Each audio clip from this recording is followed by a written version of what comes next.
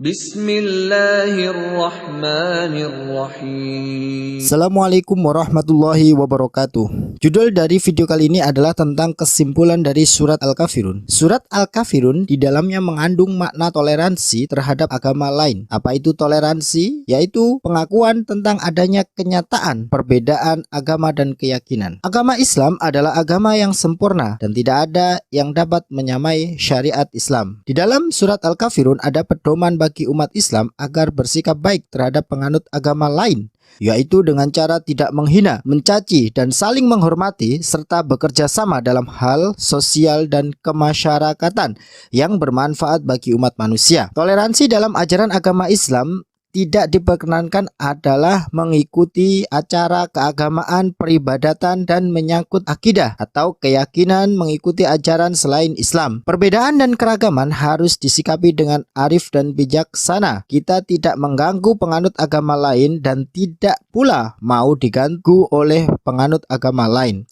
Meskipun kita bersikap toleransi, kita harus tetap istiqomah atau melakukan sesuatu dengan sungguh-sungguh terhadap ajaran agama Islam, dan kita percaya bahwa agama Islam adalah agama yang hak dan benar.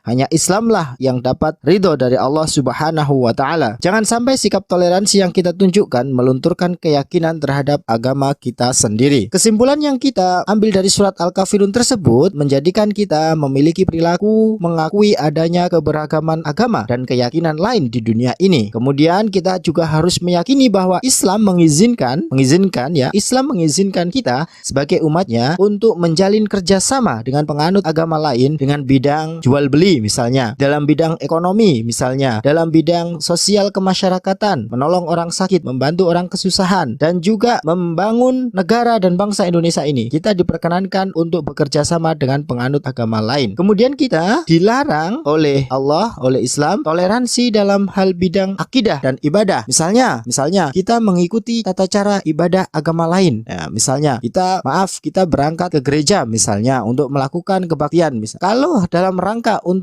mengikuti tata cara peribadatannya agama lain, itu tidak diperkenankan dalam Islam. Kita harus percaya dan yakin bahwa yang paling benar adalah ajaran agama Islam. Islam secara tegas di dalam surat Al-Kafirun menolak tata bentuk kemusyrikan. Kemusyrikan itu apa? Kemusyrikan itu adalah mewujudkan Tuhan, ya, mewujudkan Tuhan. Allah Subhanahu wa Ta'ala diwujudkan dalam bentuk patung, diwujudkan dalam bentuk batu, diwujudkan dalam bentuk pohon, diwujudkan materinya, diwujudkan dalam bentuk gambar misalnya. Itu dilarang tegas oleh agama Islam yang menganggap bahwa Allah bisa berupa patung, Allah bisa berupa benda, Allah bisa berupa gambar, dan lain sebagainya.